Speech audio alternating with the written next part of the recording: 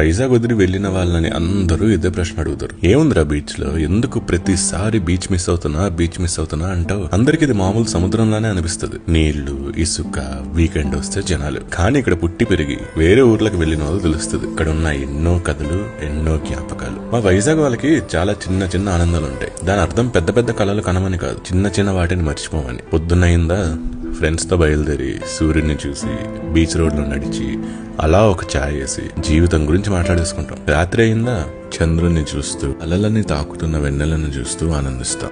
ఇంకా అర్ధరాత్రి అయిందా ఎవడన్నా పుట్టినరోజు ఉంటే సచ్చాడు, కేక్ కటింగ్ చేసి గోల గోల చేసి ఆ కేక్ ని అక్కడ క్లీన్ చేస్తున్న వర్కర్లు కూడా ఇచ్చేస్తాం. దారిలో ఎంతో మంది కనబడతారు, ఒక్కొక్కరిది ఒక్కో కథ.